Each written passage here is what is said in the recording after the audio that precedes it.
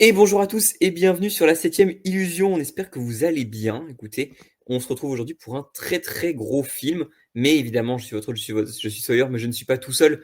On est en trio aujourd'hui. Je suis avec Jules Melon. Déjà, comment tu vas? Ça fait longtemps qu'on n'a pas enregistré ensemble en plus. Salut, c'est vrai, c'était peut-être The Life of Chuck le dernier, je ne sais pas, je Oh, ne ça sais date, plus. hein.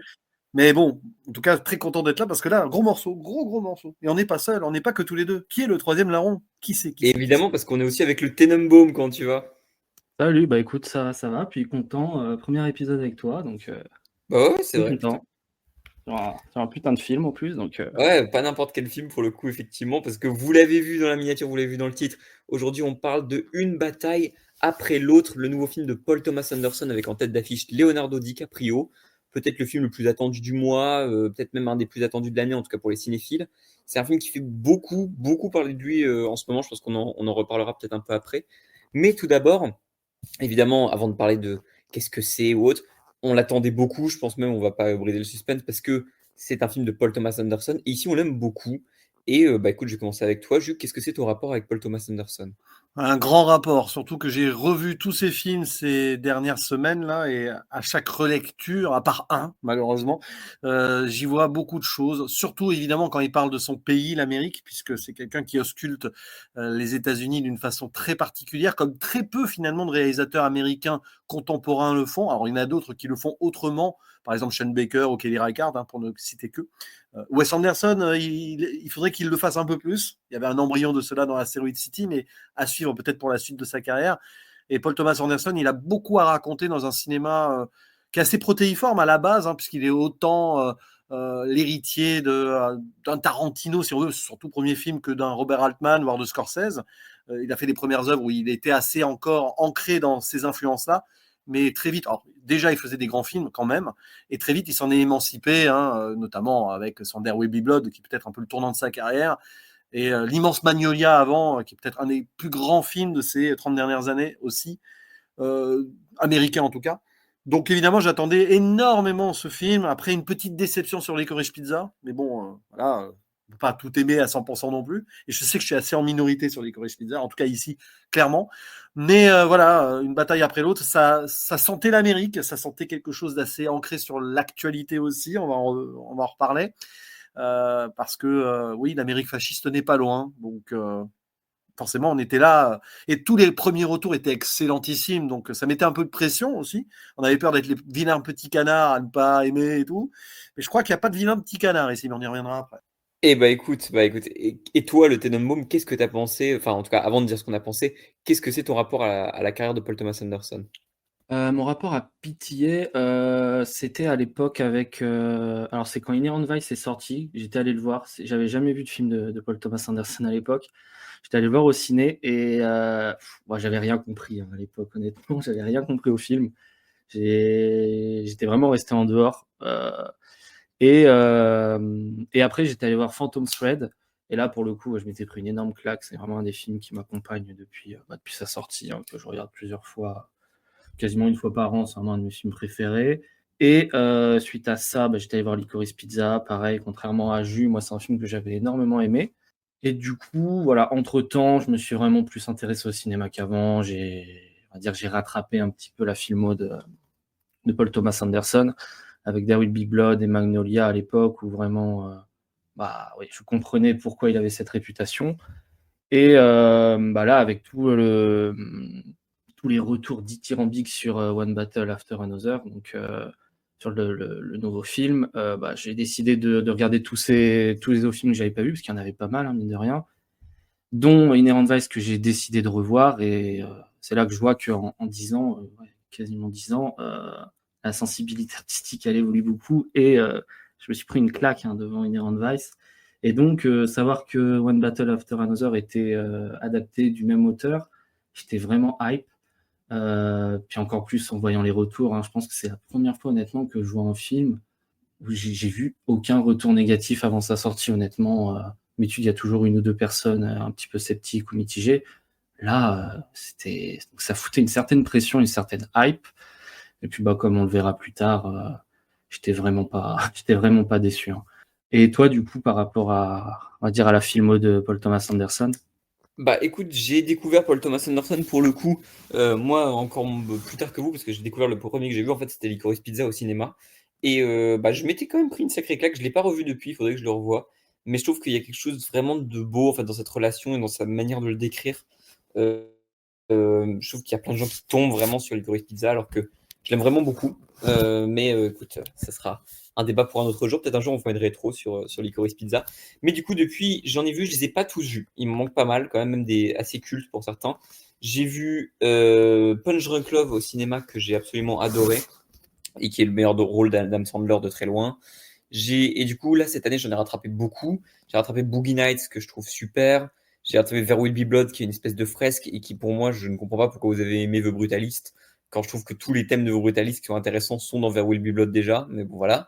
C'est pas C'est une faux. petite gratos. Qu'est-ce qu'il y a? C'est pas faux, en effet, quand on y pense. Ouais.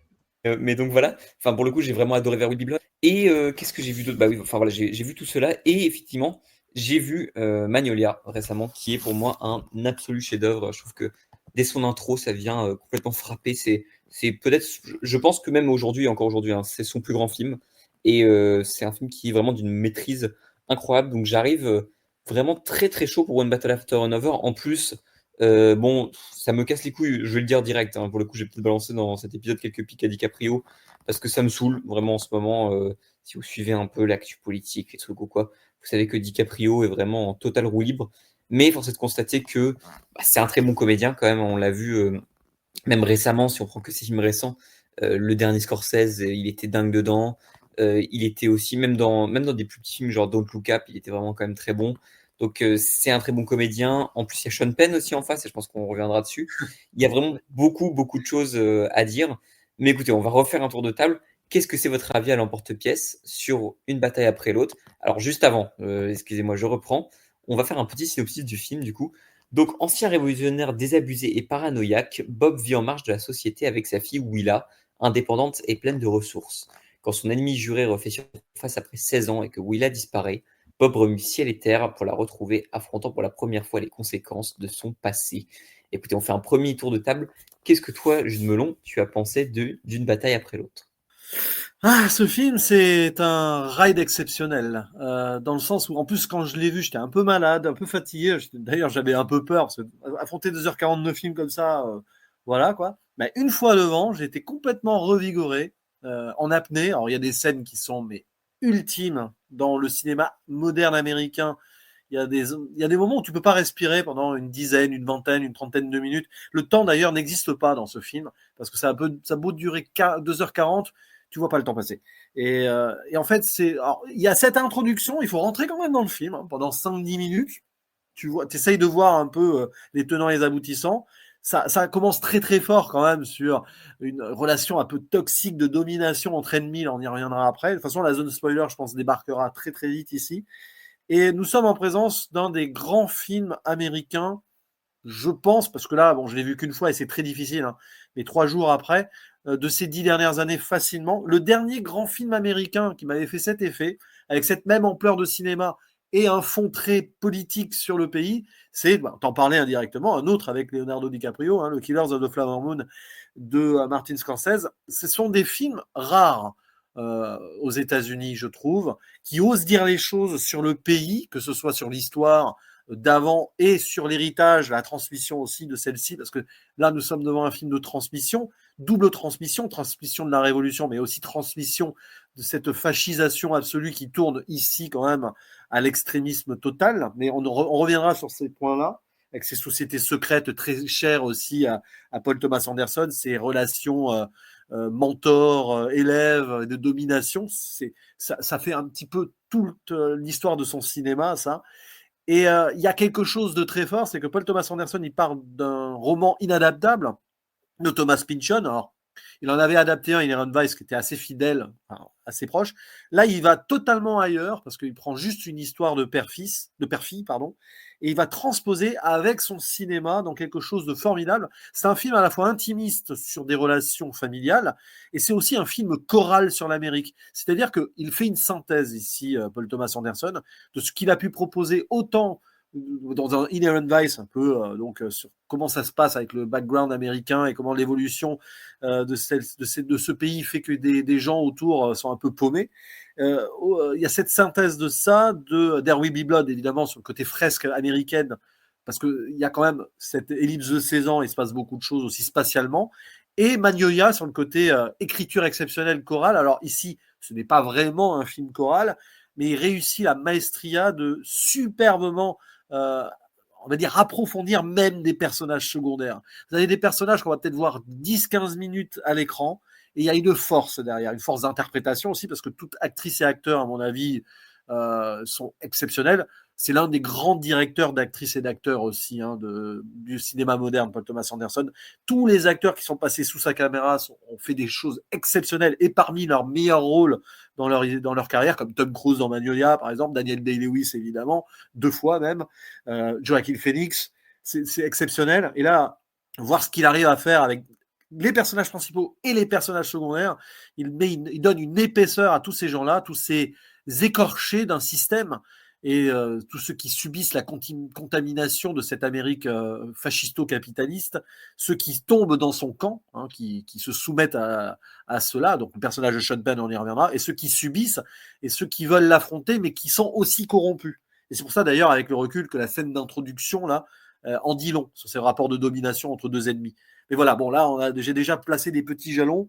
Ce qui est sûr, c'est que c'est un grand film, tout simplement. Et c'est sûr que 2025, là, a peut-être été d'une certaine manière étouffé, même s'il y a eu d'autres très grands longs métrages, peut-être plus intimistes, notamment du côté de la Chine, Black Dog ou Caught by the Tides, voilà.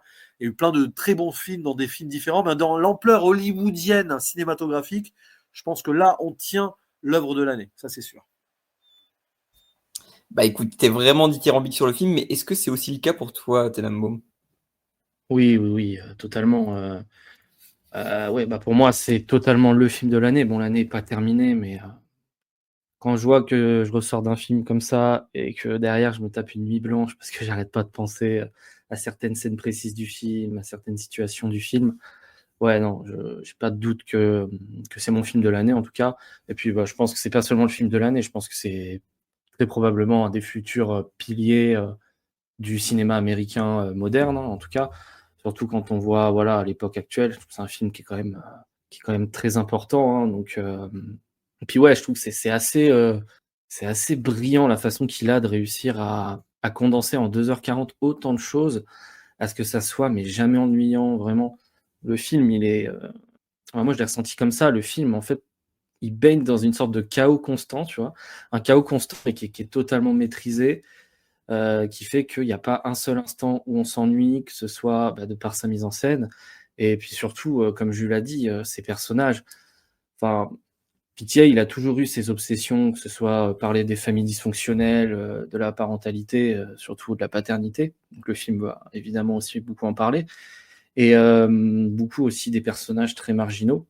Donc c'était le cas dans Inherent Vice, dans Boogie Nights, voilà et bah, là, c'est totalement le cas et il arrive à mettre dans son film tellement de personnages et à ce qu'ils soient tous marquants, en fait. Il y a pas un personnage du film où tu te dis: «Oui, il sert à rien, on peut l'enlever». Que ce soit, bah, évidemment le personnage principal de DiCaprio, le personnage de sa fille, évidemment le personnage de Sean Penn, mais on reviendra dessus, c'est probablement le personnage, on va dire, qu'on retiendra le plus, dans le film et aussi, le personnage de Benicio del Toro, on en reparlera, mais c'est vraiment je trouve que c'est vraiment du génie la façon qu'il a eu d'écrire ce personnage, qui est, je trouve, le personnage le plus attachant du film, que ce soit dans sa gestuelle, dans son accent, dans l'utilité qu'il a dans le film, que ce soit son caractère ou quoi que ce soit, c'est vraiment un personnage brillant et du coup, ouais, c'est vraiment un film et j'ai vraiment du mal à croire que Paul Thomas Anderson ait réussi à condenser autant de choses en 2h40, à raconter autant de choses sur l'Amérique, et que ce soit, bah, ouais, pas un seul instant ennuyant, tu vois? Eddington ou ennuyant ou même, à ce qui nous perd, tu vois? Eddington, c'est un film que j'ai énormément aimé, qui parle de l'Amérique actuelle et je trouve que malgré tout, Ari Aster se perd un petit peu dans le film. Là, mais c'est d'une limpidité, enfin, c'est vraiment assez exceptionnel et ouais, non, sans rentrer trop dans les détails, c'est une énorme claque et pourtant j'avais peur, parce que quand je voyais tous les retours, autant de retours positifs. J'avais vraiment peur que mes attentes elles soient trop hautes. Et dès les 5 premières minutes, j'ai su que j'étais devant quelque chose de très grand. Devant les 5-10 premières minutes, devant soit la bande son, il y a un thème qui arrive assez tôt dans le film, à l'arrivée d'un personnage interprété par Sean Penn. Là, je vais me la jouer du Randall, mais j'ai eu les larmes aux yeux à ce moment-là. Vraiment, j'ai su que j'étais devant quelque chose qu'on allait vraiment se régaler pendant 2h30 et que ça allait être très grand. J'ai pas du tout été déçu, quoi, vraiment. Voilà, et je pense que je sais pas si pour toi c'est la même chose ou pas. Bah, j'ai beaucoup de choses à dire. Je sais pas si c'est mon film préféré de l'année, mais je pense qu'il est au moins dans mon top 3. Et surtout, je trouve qu'il y a quelque chose dont on a peu parlé jusqu'ici, c'est que au-delà d'être un grand film, même politique, on reviendra là-dessus, il y a même un parallèle qu'on peut faire avec un autre film cette année qui est vraiment intéressant. Je trouve que c'est aussi une super comédie. C'est-à-dire qu'il y a beaucoup, beaucoup de comédiens dedans qui ont une espèce de potentiel comique qui est génial. Bon, déjà, DiCaprio, on l'avait déjà vu dans certains films, notamment Don't Look Up. Mais effectivement, Benicio del Toro, sa dernière scène, pour le coup, elle m'a vraiment eu. Et il y a même un geste assez symboliquement fort, en fait. Mais effectivement, et je trouve que, d'ailleurs, on parlait de Brutaliste. Bon, pour le coup, évidemment, je vais pas faire de suspense. J'ai vraiment adoré le film. Je trouve vraiment que c'est un des plus grands de cette année. Et il y a notamment quelque chose qui est vraiment intéressant, c'est qu'on parlait de The Brutalist. J'ai pas tout aimé dans The Brutalist, j'ai même été un peu déçu. Mais il y a quelque chose qui est intéressant, c'est le VistaVision. Et là, le VistaVision revient, justement, en fait. Il revient avec le Brutalist, mais il revient aussi avec ce film-là. Et moi, je trouve que la photo est particulièrement belle. Notamment, je trouve que pour le coup, la meilleure scène du film, c'est son grand deuxième acte, justement, dans la ville, avec une espèce d'attaque. Et c'est aussi un truc qui est important à dire, c'est que c'est techniquement le premier film, avec des gros guillemets, hein, commercial de Paul Thomas Anderson, dans le sens où il a eu 150 millions de dollars, c'est le plus gros budget de toute sa carrière. Bon, DiCaprio a dû prendre un gros cachet, je pense, sur le film. Mais tu le sens, en fait, parce que il a envie, en fait, vraiment de filmer ces grands bâtiments, ces grands trucs. Et en même temps, c'est un film qui a contresens des blockbusters. C'est-à-dire que dans une Amérique qui veut aussi toujours en faire plus, qui veut faire more, etc., t'as quand même un film qui commence avec un premier acte dans des grandes villes, dans des grandes capitales, qui a son deuxième dans une petite ville avec l'attaque d'une petite ville, et qui a son troisième littéralement dans le désert où il n'y a personne. Et c'est intéressant justement de régresser, de revenir à qu'est-ce que c'est justement cette espèce de... Qu'est-ce que c'est les racines de l'Amérique, en fait? Qu'est-ce que c'est vraiment ces racines? Qu'est-ce que c'est le sang de l'Amérique, ce qui nous constitue?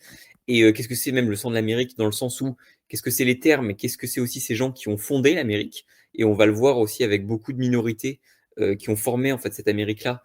Et nous montrer, en fait, je pense que c'est aussi la volonté de Paul Thomas Anderson, c'est de montrer qui sont les vrais formateurs de l'Amérique et qui en même temps, en plus, va les opposer aux fascistes. Et il va falloir qu'on parle à un moment donné de Sean Penn aussi, parce que c'est un personnage qui est super intéressant, parce que pour moi, en fait, le personnage de Sean Penn, c'est pas Trump. En fait, pour moi, c'est un MAGA qui s'est fait indoctriner dans un mouvement, et c'est ultra dense, parce que oui, c'est drôle, et oui, il a une dimension pathétique, ce personnage-là, mais il est tellement horrible et il est tellement ridicule que tu as presque une sorte de peine pour lui, en fait, notamment sur la fin. Et je trouve il y a un truc dense où tous les personnages sont super bien écrits. Et oui, effectivement, c'est un grand, grand film. Mais tu voulais dire un truc, je pense. J'allais dire, le Trump du film, c'est le père de John Locke dans Lost, hein. C'est le Oui, l'acteur effectivement, on en avec. parle en DM. Alors lui, terrible, hein, parce que tu as l'impression qu'il est en constant AVC d'excès de fascisme en lui. Enfin, il parle pratiquement pas. C'est un personnage qui m'a terrorisé, moi. Ça. Enfin, quand tu vois ça, quand tu le vois, en plus quand tu sais qu'il a joué dans Lost, une des plus grandes crapules de l'histoire des séries télé, mine de rien quand on y pense. Mais bon. Et ce que tu dis est très intéressant sur les espaces filmés. D'ailleurs, le film commence même autrement. C'est sur ce centre de rétention, avant même de filmer des grandes villes et tout. Le centre de rétention, donc il commence quand même par la libération, le film, de réfugiés, la planification de la révolution. Et évidemment, on va penser au mur fictif fantasmé par Donald Trump, hein, au départ. Il y a ce plan un peu en contre-plongée qui rend plus grand, en fait, certes de mur du centre de rétention de Otay Mesa, qui apparemment est un peu ainsi. Et tu as l'impression que c'est une sorte de grand mur qui fait des kilomètres de haut, quoi. Le message est clair, hein, dès le début. Et après, oui, bon, de toute façon, on va pas tarder à rentrer déjà dans la zone spoiler, mais la scène urbaine au milieu, c'est magistral parce que il faut voir aussi l'art du montage, l'art du rythme. Cette scène donc d'émeute urbaine et tout, on voit que la police d'ailleurs peut déclencher les violences policières elle-même en se faisant passer pour un manifestant. le gars avec le t-shirt Van Halen, là, voilà, parce que quand on écoute du hard rock, on est un peu fasciste, forcément. C'est une autodérision parce que j'aime beaucoup le hard rock et le métal, mais il y a cette scène-là qui est entrecoupée de plein de choses. La relation entre Bob, donc personnage de Leonardo DiCaprio, et celui de Benicio del Toro, sans en dire plus pour l'instant, avec une sous-intrigue qui n'a rien à voir avec la recherche du film, mais qui est en fait la convergence des luttes de ces révolutionnaires au sens large. Moi, je trouve ça très très beau. Solidarité et convergence des luttes sur deux trucs différents, mais qui ont le même ennemi commun. Ça en parallèle avec la fille aussi qui s'en va ailleurs. Tu as toute une séquence là, magnifiquement habillée par la musique de Johnny Greenwood en plus, où à la fois tu as la tension d'un thriller, tu as le côté émotion, tu as la peur pour les personnages, et tu le disais, le côté comique avec le personnage de Leonardo DiCaprio et son téléphone qu'il essaye de charger dans tous les sens. Et avec ce code qu'il n'arrive pas à retrouver. Il a perdu littéralement les codes de la révolution, d'ailleurs, en 16 ans, parce qu'il y a cette ellipse. Et c'est passionnant, parce que finalement, ce que tu disais comme pic sur Leonardo DiCaprio, son personnage lui ressemble. C'est un ancien révolutionnaire, parce que DiCaprio, on l'a connu, engagé dans des causes climatiques et tout, quand même plus à gauche, quoi, hein, d'une certaine manière. Et c'est vrai que ces derniers temps, tu as l'impression qu'il s'est un petit peu oublié et il va soutenir la construction d'hôtels dans un endroit sur les terres d'un État actuellement génocidaire. Donc, bon, hein, quand on y pense quelque part, est-ce qu'il ne s'est pas reconnu là-dedans? Est-ce que ce film ne va pas le remettre, peut-être, lui faire une propre réflexion sur sa propre vie? On peut l'espérer. Après tout, il a le droit d'évoluer. Mais c'est très intéressant ce que tu disais sur le personnage de Sean Penn. Hein. Le gars, c'est le maga paumé, oui. Celui qui s'est fait brainwasher. C'est un petit peu l'équivalent en France, d'un néo-fasciste qui se serait abreuvé de CNews ou d'Europe 1, quoi. Ou de Pascal Praud et compagnie. Bah, puis c'est quelqu'un qui concentre toute sa haine et tout son espèce de... Vraiment, de toute sa rancœur dans un mouvement. En fait, c'est ça qui est vraiment horrible. Et c'est que... Moi, il y a une scène où il arrive en costume et tout, qui vient toquer à une porte et après il revient avec foncé. Moi, c'est à la fois quelque chose qui est drôle et qui est pathétique. Il y a une dimension qui est ultra intéressante là-dedans. Mais je pense que bah, Max, tu vas vouloir revenir effectivement sur bah, la manière dont ces personnages-là sont écrits et à quel point ils sont denses, quoi. Ouais, bah, je pense qu'on peut parler directement du personnage de Sean Penn, hein, parce que, comme je le disais, je pense que c'est le personnage qui va marquer le plus de monde. Où c'est une sorte de maga complètement paumé, complètement brainwashé, mais on ressent en lui en plus, enfin on ressent encore plus, on ressent plus que ça, on ressent aussi une sorte de fétichisme, du dégoût, de la peur, de l'amour aussi à certains moments. Enfin, Sean Penn, il a réussi, puis grâce à Paul Thomas Anderson, hein, parce que c'est pas pour rien que la plupart des acteurs qui jouent avec lui proposent à chaque fois leur meilleure performance. Je pense qu'il est vraiment très bon pour diriger ses acteurs. Mais Sean Penn a réussi vraiment que ce soit avec ses tics, sa façon de marcher, où on a l'impression qu'il boite en même temps, on a l'impression qu'il a un bâton dans le cul. Enfin, je sais pas, c'est super particulier. Enfin, vraiment, le personnage est super particulier. Il fait vraiment flipper. En même temps, il fait vraiment pitié. Hein, que ce soit encore plus à la fin, mais oui, il fait vraiment pitié comme personnage. Mais c'est vraiment pas le seul. Hein. Il y a plein de personnages qui sont assez brillants. Bon bah, on en a parlé. DiCaprio, c'est frustrant parce que vraiment c'est un mec que j'aime pas du tout. Enfin, j'aime de moins en moins avec le temps. Je trouve qu'il est en train de devenir quelqu'un d'assez détestable. Hein. Que ce soit voilà, autour de ses takes, le fait de construire des choses en Israël ou alors d'être super pote avec Jeff Bezos. Mais bah là, faut le dire, il est super bon. En fait, il arrive à avoir une sorte de timing comique, que ce soit dans son accent, sa gestuelle, qu'il y a des scènes avec Benicio del Toro où ils sont tous les deux, mais Viva la révolution! Voilà. Enfin, Et d'ailleurs, sur cette scène-là qu'on voit un peu dans le trailer, grande performance aussi, on parlait de personnages secondaires et tout, mais du tapis. Le tapis qui roule en rythme quand il faut sur la trappe. Ouais, non, mais on dirait presque du Wes Anderson. On dirait du Wes Anderson, quoi, limite, à certaines scènes. En plus, il y a Benicio del Toro. Ça me fait penser à son dernier film. Mais ouais, non, vraiment, là, Paul Thomas Anderson, il a réussi à créer quelque chose de... Il y a vraiment des choses très tragiques hein, dans le film, et graves. Et en même temps, il arrive à rendre certaines situations super drôles. Et tu as l'impression, comme je le disais, c'est dans un chaos constant, en fait. L'Amérique, elle est l'Amérique elle est au bord du gouffre, et du coup, il y a tout qui part en couille. C'est ça, c'est exactement ça.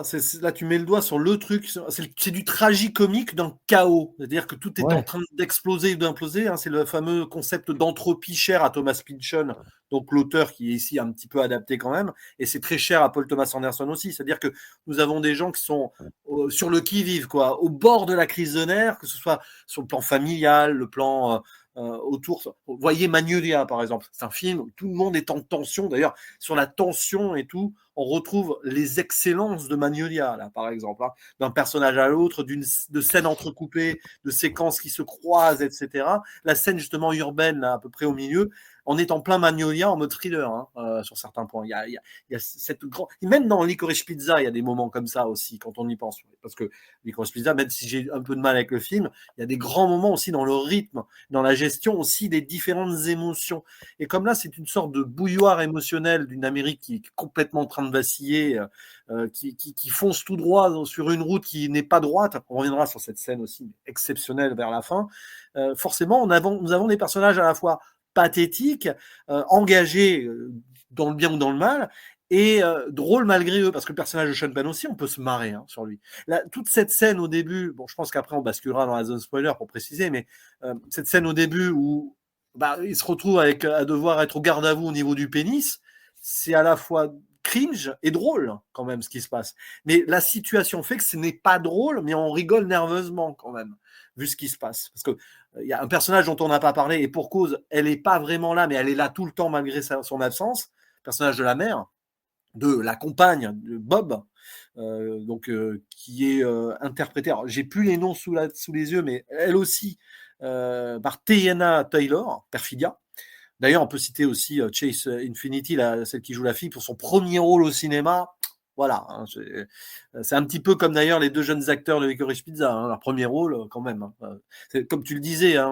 Et où d'ailleurs on revoit Alana Haim, du coup, qui jouait dans Licorice Pizza pendant il a un petit passage dans le film, quoi. On va la voir en tant que membre des French 75. Et comme tu le disais, Max, c'est n'importe quel acteur débutant qui sont là depuis des années, ils sont exceptionnels tous, parce que Paul Thomas Anderson, il comprend en fait. Et pourquoi ? Parce qu'il a une gestion de l'écriture des personnages qui fait que forcément, ces actrices et ces acteurs vont être à fond.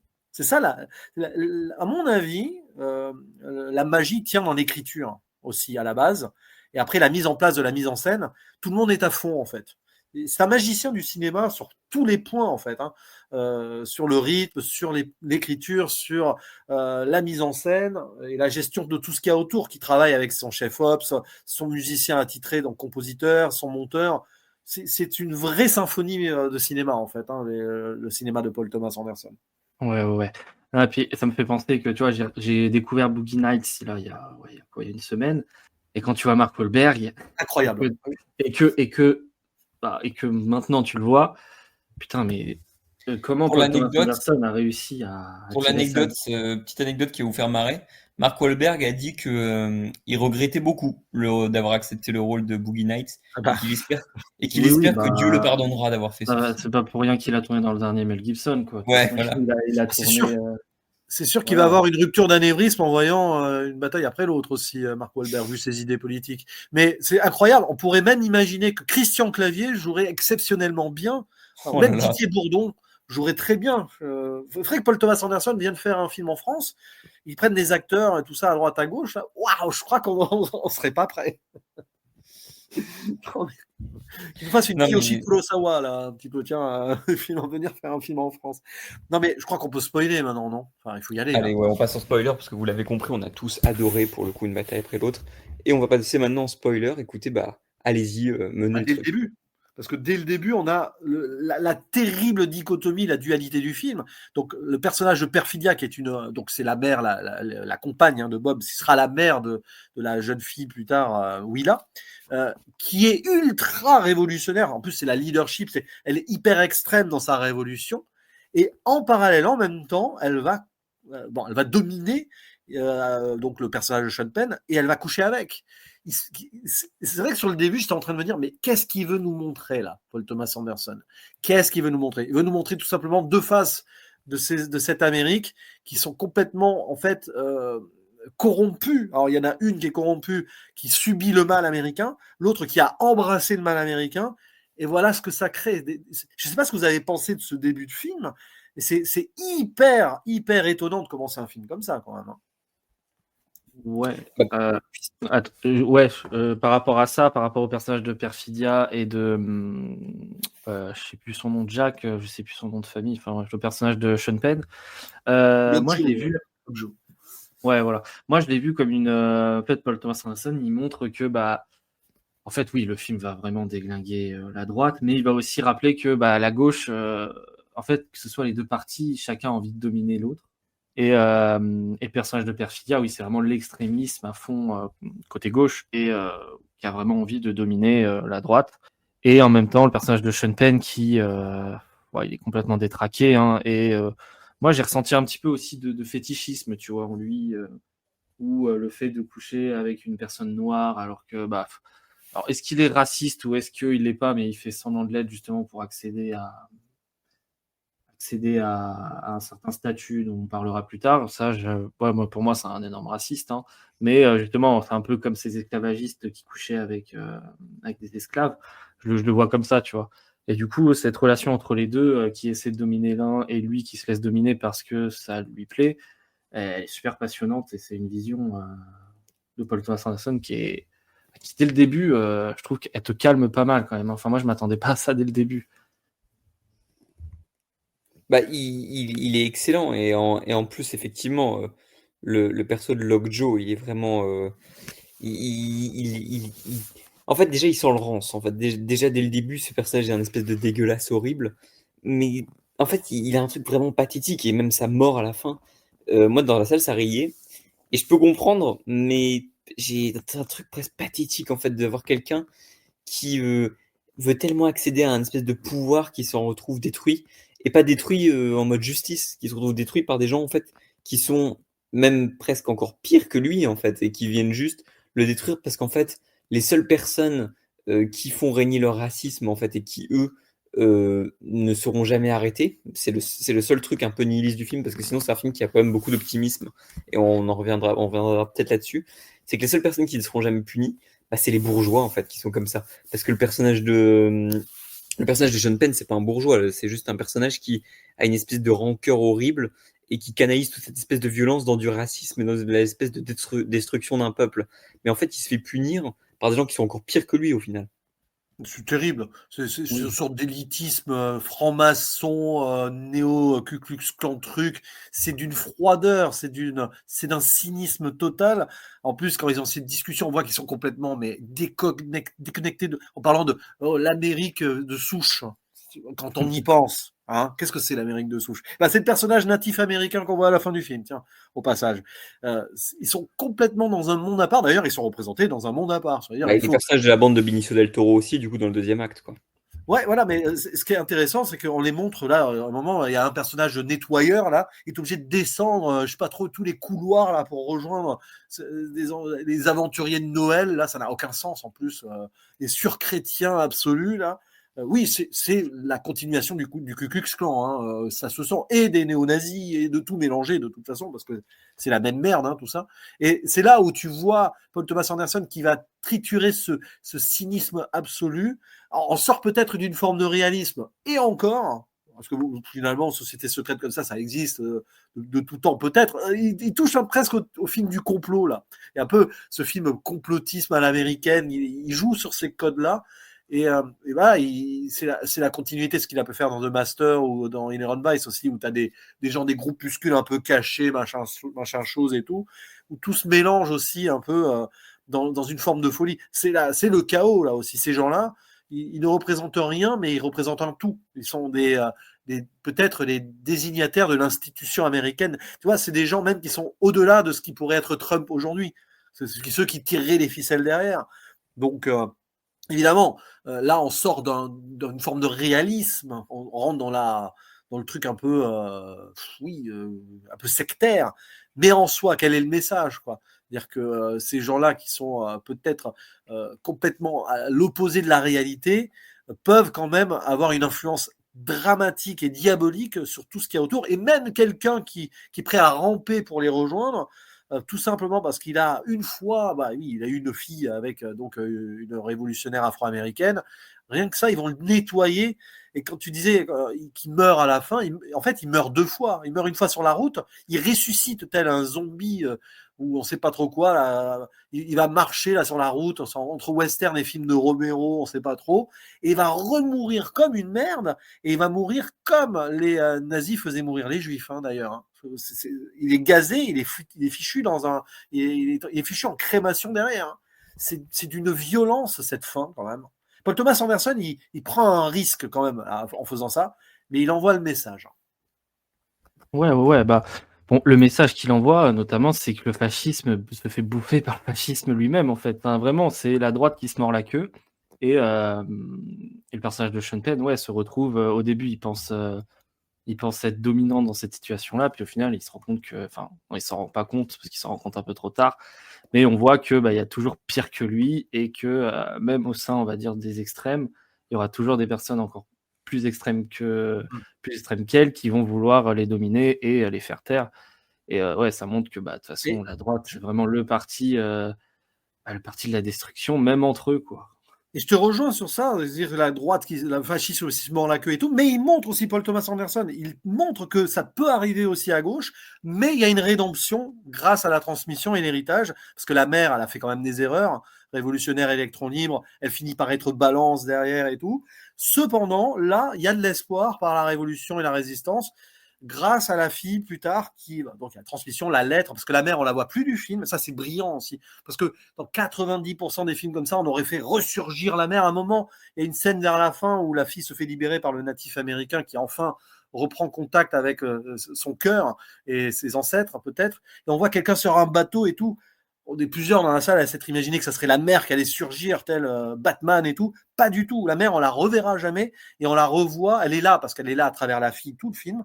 Et c'est cette lettre qui pousse derrière une forme d'héritage. Et en fait, il y a une rédemption. C'est-à-dire que là où le fascisme s'est bouffé jusqu'à faire crever celui qui était son pion, là, par contre, du côté des révolutionnaires, il y a quelque chose qui va s'inscrire dans la durée, dans l'espoir final. Donc le message final, il est clair. Certains qui disent que ça tape sur tout le monde, le film, ils n'ont pas été attentifs jusqu'à la fin quand même. Parce qu'à la fin, en plus, tu as le personnage de DiCaprio qui était devenu un peu ce révolutionnaire boomer déconnecté là et tout, qui va quand même accepter d'aller de l'avant et de laisser sa fille s'émanciper. Parce que il est un petit peu réac quand même, le personnage de Bob. Hein. Oui, non, mais pendant tout le film, enfin, dans la première partie, ça va encore, mais à partir du moment où il y a l'ellipse, il est paumé tout le long du film. Et dans les faits, il fout rien pendant tout le film. Enfin, il essaie de faire, mais il arrive à rien. Et c'est sa fille qui s'en sort d'elle-même toute seule, c'est sa fille qui tue le mec. En fait, ouais, ça parle vraiment de la transmission, que c'est la nouvelle génération qui doit prendre le relais sur cette révolution-là, quoi. Mais c'est un message fort en plus, parce que c'est vrai qu'effectivement, c'est tout le film est porté là-dessus. C'est nous, à notre époque, on a échoué, mais c'est pas parce qu'on a échoué que vous devez arrêter. On va se dire que il y en a une en fait dans les deux parents finalement, une qui a trahi techniquement entre guillemets ses confrères en fait, et l'autre qui est devenue grosso modo oui à moitié réac et complètement oui effectivement apathique en fait. Enfin, il en a rien à foutre. Et justement, en fait, c'est un film pour moi sur la transmission. Et pour le coup, dans mes films préférés de l'année pour l'instant, j'ai vu plein de gens faire le parallèle sur les réseaux sociaux, mais il y a celui-ci et il y a Eddington. Et pour moi, c'est un espèce de miroir d'Eddington. C'est assez intéressant. C'est que le film ne s'oppose pas. Mais bon, Eddington étant un film de Ari Aster, grosso modo, le message c'est on est tous des merdes, on va tous crever. Et quelque part, on le mérite un peu parce que les États-Unis, voilà quoi, ça pue la merde. Mais celui-là vient rapporter un truc d'espoir en fait. Vient rapporter un truc de non, faut continuer de se battre parce que en fait, il faut se battre pour nos droits, il faut se battre pour des choses et c'est des choses qui sont jamais acquises. Et donc, il faut continuer et jamais rien lâcher. Hein. Ouais, et puis c'est passionnant parce que le personnage DiCaprio, lui aussi, il tombe dans ce côté conspi et tout, là, que je mentionnais un peu avant. Et en fait, et c'est là où on a un protagoniste qui est la clé du film peut-être au final, qui est le seul d'ailleurs qui n'a pas de tourment, c'est le seul qui n'a pas été détruit autour, c'est le personnage de Benicio del Toro, qui est d'une zénitude, en plus c'est ça, hein, c'est son rôle, c'est le sensei, quoi. C'est le master, hein, mais le master positif, enfin un master positif dans le cinéma de Paul Thomas Anderson, l'antitoxique absolu, le gars qui d'ailleurs en plus a éduqué la fille, celle qui va porter l'espoir, avec le karaté et tout, et qui va rester zen tout le temps, qui va aider Bob, qui va aider les clandestins et tout, avec un charisme, une maestria absolue. Jusqu'au bout, il va accompagner Bob là, en lui demandant de faire une cascade à la Tom Cruise, qui est mentionné dans le film. Hein, Paul Thomas Anderson, il veut faire son Mission Impossible. Il l'a dit en plus en interview. Et il va rester zen jusqu'au bout, jusqu'à son arrestation, où il va faire cette petite danse là, Mamma Mia, alors, c'est pas hispanique, hein, mais là je fais une petite interjection à l'italienne, Madre de Dios, comme on dirait, magnifique, grand personnage, le personnage, c'est le seul qui est au-delà du chaos et qui maintient cet équilibre en fait. Ouais, non mais totalement, il a presque quelque chose de pas humain, quoi. T'as l'impression qu'il est au-dessus de tout, que rien l'inquiète vraiment, alors que putain, dans la ville, c'est le bordel autour de lui, mais lui, il est super chill, il est super zen, et il accompagne DiCaprio, il l'aide, alors que l'autre, il est complètement à l'ouest, il veut juste charger son téléphone. Et lui, il reste zen, il prend son temps, il parle à ses enfants, il fait partir tout le monde pour sauver tout le monde, tout en restant super zen. Non, vraiment, ce personnage-là est un des plus marquants du film, et c'est un personnage porteur et super symbolique, quoi. Ouais, bah, il représente clairement l'Amérique, tout ce truc. Et effectivement, c'est un des derniers trucs que j'aimerais dire, c'est que le niveau mise en scène, c'est complètement dingue. Enfin, il te fait les travelling qu'il aime faire d'habitude, que tu vois dans beaucoup, beaucoup de ses films. Mais là, enfin, et moi, il y a cette séquence qui me hante vraiment pour le coup. Je sais que pas beaucoup de gens la ressortent bizarrement. Effectivement, il y a la séquence des routes que tout le monde ressort, qui est géniale. Mais surtout, moi, pour moi, il y a la séquence d'échappatoire avec ces espèces de figures de l'ombre qui se baladent. Lui Sur les qui toits. tombe du bâtiment. Enfin, c'est en termes de travelling, de maîtrise des ombres et de la lumière, c'est exceptionnel. Enfin, vraiment, c'est jamais vu ça. D'ailleurs, juste avant ça, parce que c'est dans la continuité, c'est la fameuse séquence où on retient notre souffle. Hein. Ça dure, je sais pas combien de temps ça dure. Hein. T'as l'impression que ça dure une demi-heure, comme 5 minutes. C'est là où le temps se dilue complètement. On est dans une magie de cinéma sur tout ça. Ça commence avec le plan à ras de tatami, là, filmé de l'intérieur, où on voit à l'extérieur les émeutes aussi. Et ça, c'est purement Paul Thomas Anderson. Dans l'éclairage, dans la photographie, dans la position des personnages, la spatialisation, avec un peu des petits travelling à droite, à gauche et tout. Là, il déploie un cinéma total, en fait, où il filme autant l'intérieur que l'extérieur sur un même plan, en fait. Et il filme autant le chaos du personnage là, de DiCaprio que la possibilité de calme. Quand tu disais que le personnage de Del Toro représentait l'Amérique, il représente l'Amérique rêvée, l'utopie de l'Amérique unie. C'est lui l'unité, c'est le seul qui représente l'espoir de l'unité des États-Unis, l'unité par acceptation de tous, par multiculturalisme, parce qu'il est autant mexicain qu'américain, tu le sens peut-être, enfin, on ne sait pas trop, mais c'est cette idée-là, quoi. Et en plus, en ayant maîtrisé une culture asiatique de zénitude, c'est intéressant ça d'ailleurs. C'est-à-dire qu'il a en lui il est multiculturel ce personnage en fait. Et c'est ça l'Amérique de Paul Thomas Anderson. Et il y a cette maîtrise-là et le duo de dichotomie. Bob, en plus, ça s'appelle pas Bob. Hein. On ne saura jamais vraiment le nom du personnage de DiCaprio en fait. Hein, parce que Bob, c'est un nom d'emprunt. Hein. C'est l'homme sans nom. Quoi. C'est un petit peu dans le western aussi, ces histoires d'hommes sans nom. Hein. Et le personnage du sensei, les deux, mais se complètent tellement. Je pense qu'on a les meilleures scènes du film quand ils sont ensemble, hein, aussi. Oui, mais on a envie de puis les après, voir tous ça les poursuit deux. sur le toit. Oui. La rupture quand il tombe, au début, tu sais pas que c'est lui qui tombe. D'ailleurs, c'est très bien géré, hein, avec des effets numériques et tout. Tu as vraiment l'impression que c'est DiCaprio qui tombe lui-même, et c'est assez étonnant quand même. Ouais, non, C'est mais pas cette Tom scène. Cruise. Tom Cruise, il serait tombé en vrai, lui. Ouais, bah oui, clairement. Mais sauf que là, effectivement, il y a une beauté dans les plans et je trouve que effectivement, même, je trouve qu'il y a un hommage clair à Duel dans le dernier acte du film, qui est un dernier acte fou, quoi. Enfin, ce truc avec D'ailleurs, les. au C'est passage, un il y truc fou. a notre cher Albator en privé qui nous rejoindra sur la conclusion. Il s'appelle Pat. Je suis pas sûr que ce soit vraiment son vrai nom, Pat Calhoun non plus. Parce qu'à un moment, on parle, il y a plusieurs alias. Est-ce que c'est Ouais, vraiment son vrai nom? D'ailleurs, à un moment, il se fait appeler Peter Parker ou Jim Parker et tout. On s'amuse, hein, évidemment. ouais, Ghetto Pat. Enfin, ouais, il a plein de Ouais, surnoms. ouais, Rocket Pat, Ghetto Pat, Pat Calhoun. Mais Pat Calhoun, il me semble que c'est le nom d'un hors-la-loi dans un western aussi, à vérifier. Mais est-ce que c'est vraiment son vrai nom? Je ne sais pas si on a vraiment son nom. Le gars, il a perdu d'identité, en fait. D'ailleurs, en 16 ans, t'as pas l'impression qu'il a vieilli. Tu sais pas quel âge vraiment il a. C'est très spécial, en fait. Hein. Il y a des personnages hors du temps. Oui, D'ailleurs, non. Albator, il le disait en privé, il me le disait quand il avait vu le film. C'est un film sur le voyage dans le temps. aussi quelque part. Hein. Il voyage dans le temps dans ce film, Paul Thomas Anderson. D'ailleurs, allez lire l'article de Théo sur le site L7i, parce qu'il a eu la primeur de le voir en premier. Il nous a pondu un très très bel article sur le site. Voilà. Désolé, je t'ai coupé, Joseph, du coup. Non, pas de souci, t'inquiète. En plus, pour le coup, effectivement, je me l'attendais vraiment à ce que vous répondiez, mais le fait est que, ouais, pour le coup, je vais conclure là-dessus, c'est un grand film. J'ai besoin de le revoir, je vais aller le revoir pour le coup bientôt. Parce que j'ai vraiment besoin de pas de faire un second avis, parce que je sais que j'ai aimé, mais de revenir sur des plans, des trucs. Il y a des plans qui me hantent, en fait, vraiment. Il y a des plans qui me marquent. Et je trouve que c'est un film qui arrive pile au bon moment. C'est un film qui est poétiquement fort, qui en mise en scène est complètement dingue, et qui en plus, alors je pense que malheureusement ne démarre pas très très bien au box-office vu son budget, mais qui a l'air quand même de réunir beaucoup de gens. En fait, disons que il y a quand même beaucoup de gens qui ont l'air vraiment chauds en fait de voir le film, qui ont l'air vraiment conquis par le film, et ça fait plaisir même le grand public comme cinéphile. Donc j'ai l'impression que c'est un film qui rallie quand même vachement les gens, et c'est un film, c'est ça qui fait plaisir parce que je trouve qu'en plus on a une année qui est quand même assez décevante. Cinéma, en termes de cinéma, je vais pas mentir, il y a eu des très très bons. Américain, en termes de cinéma américain, oui. Mais Oui, quand oui, tu oui. vas Moi, ailleurs, Ah pas non, il y a eu français. du bon, hein. Il y a eu du très bon, mais en termes de cinéma américain, c'est compliqué quand il y même. a Il eu y a Life of Chuck. Hein. Rappelle-toi Life of Chuck. Alors, c'est Ouais, autre ouais, chose. même tu vois, on faisait la blague sur Mission Impossible. Bon, je sais qu'on n'est pas Ouais. d'accord sur Mission Impossible, Oui, bon, mais c'est pas un grand film hein, voilà non quoi. plus. Enfin, c'est compliqué. Mais petite parenthèse, Pat Calhoun, on l'a cherché là sur Wikipédia. Apparemment, c'est un businessman, un mania des chemins de fer du 19e siècle. Je crois pas que ça soit hasardeux quand même. Bah oui, je pense pas. Je veux pas être méchant. Mais attends, avant de conclure, et tu vas pas t'en sortir sans une petite analyse, cette scène de poursuite là sur ces routes sinueuses et vallonnées.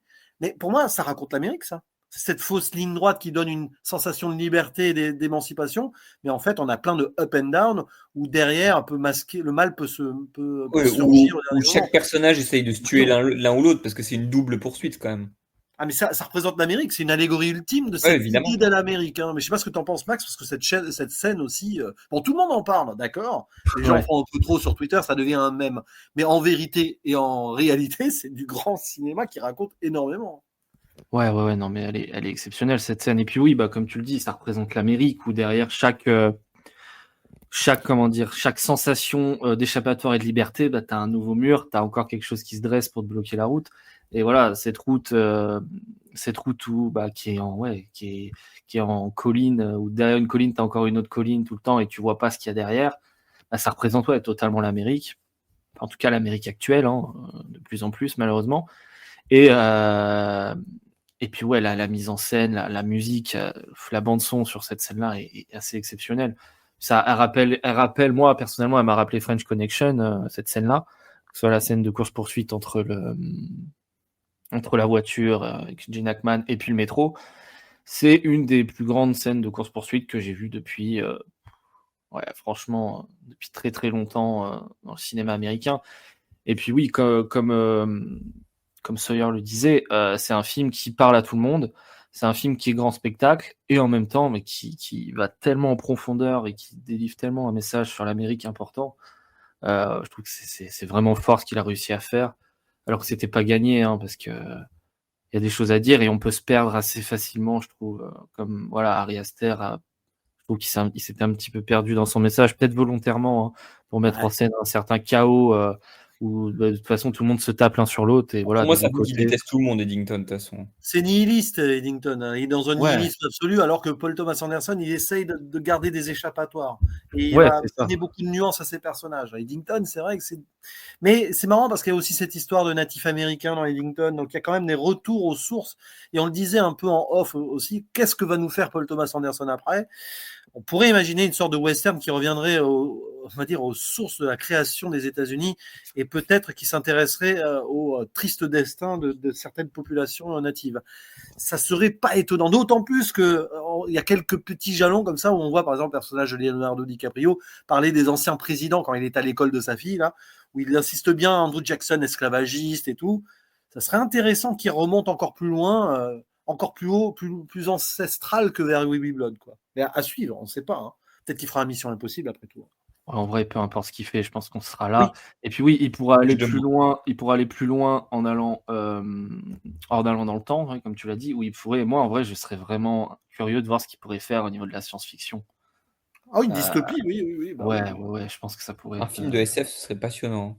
ouais, vraiment une sorte de Avec Ad Musk Astra. sur Mars, sur la colonie spatiale de Mars d'Elon Musk. Là, je pense que le mal américain, il deviendrait rouge de honte même, Ouais, une peut-être. sorte de Mickey 17, mais avec les codes de Paul Thomas Oh Anderson, purée. ça pourrait être, Bah écoutez, je propose qu'avant de conclure, on fasse venir Albator. Qu'est-ce que vous en dites? Ah bah oui. Il va J'aime nous bien. lancer la conclusion. Il nous lance la conclusion, Oui. celui qui nous a écrit l'article sur le film. Donc, C'est vrai, c'est moi. Bonjour. et tu l'as C'est un revu en plaisir plus. d'être là. Tu es le Bien seul à sûr. l'avoir vu 2 fois. Voilà. Alors oui, j'ai pu le revoir assez rapidement parce que je l'ai vu donc en avant-première vendredi dernier. Et c'est un film qui ne m'a pas quitté depuis. C'est-à-dire que même hors de l'écriture de l'article, allez le lire évidemment, il m'a accompagné. J'ai continué à me questionner, à essayer de revoir de nouvelles choses à propos de cette Ah, Amérique. c'est pas difficile. Mais Je suis témoin. Théo, il n'a pensé qu'à ce film et à un autre, un c'est grand vrai. film d'Antonioni qui s'appelle Zabriskie Point. Ouais, et Et d'ailleurs, il y a des je vais en liens. Il y a parler. des liens. Il y a beaucoup de ressemblances entre Zabriskie Point et Une bataille après l'autre au niveau de cette liberté, de cette jeunesse qui manifeste, mais qui se fait un peu réprimer par la police, avec justement ce personnage masculin qui fuit vers le désert, qui nous ramène aussi à cette échappée dans la seconde partie du film. Une bataille après l'autre, c'est un film qui, honnêtement, je pense que Paul Thomas Anderson pourrait partir à la retraite maintenant parce que il a mis le dernier clou dans le cercueil de l'Amérique en parlant tout d'abord du capitalisme, d'un capitalisme horrible dans There Will Be Blood, presque démoniaque en la personne de Daniel Day-Lewis, qui est toujours la plus grande performance jamais faite dans d'un film de pitié. Puis avec The Master sur le contrôle sur l'autre. D'ailleurs, je sais plus c'est qui l'a dit, mais non, Sean Penn n'est pas un reflet de Donald Trump. Si on devait en voir un, ce serait le personnage de Philip Seymour Hoffman dedans, avec l'impact sur le personnage de Joaquin Phoenix. Et ensuite, on a Inherent Vice, qui est la fin de la contre-culture, un peu montrée ici, avec justement cette perfidie à Beverly Hills qui dénonce à peu près tout le monde, ce qui met entre guillemets fin à ce mouvement révolutionnaire. On a en fait toute cet arc sur l'Amérique dans un seul film, mais il conclut. Il conclut en disant: «Oh, regardez, plus tard, tout ira mieux parce qu'on a une jeunesse qui est là, qui peut reprendre le flambeau, qui comprend ce qui ne va pas». D'ailleurs, cette jeunesse, elle est montrée, non pas que par, le personnage de, Blaze Infinity, mais aussi par ses potes puisque eux aussi, représentent des minorités et combattent à leur échelle le fascisme, Oui, hein. oui, oui, Ils oui, oui. l'aident, ils l'aident à s'échapper vers une révolution. On a un pote Mais hispanique et un pote transgenre. il est non binaire, Ouais. ouais. Il est non binaire, ouais. Mais je crois qu'il était Et il était en train de faire une transition, je sais plus, à un moment. D'ailleurs, c'est là où le personnage de DiCaprio est en mode. Voilà. Enfin, ouais, voilà, c'est un réac là. voilà. Mais Mais il y a attends, aussi, il y a un truc qui est très passionnant dans ce que tu as dit, Théo, là, par rapport à la contre-culture. Il y a même une référence directe. Il y a une chanson un peu slam, poème de Gil Scott Heron, qui est le code. The Revolution will not be televised, un des codes. Oui. Ça représente ce mouvement de contre-culture de l'époque. Donc il y a aussi de cela dans l'histoire. Bon, c'est un peu en sous-jacence, mais on le reconnaît, hein, on l'entend et ça fait partie aussi des paroles d'un code. et Qui en aussi parlant, ah, vas-y. non, c'est juste pour dire que c'est aussi la dernière image de Zabriskie Point, c'est, justement une télé qui explose, Ah avec oui, tout le Oui, c'est capitalisme qui explose aussi. Voilà, vas-y continue.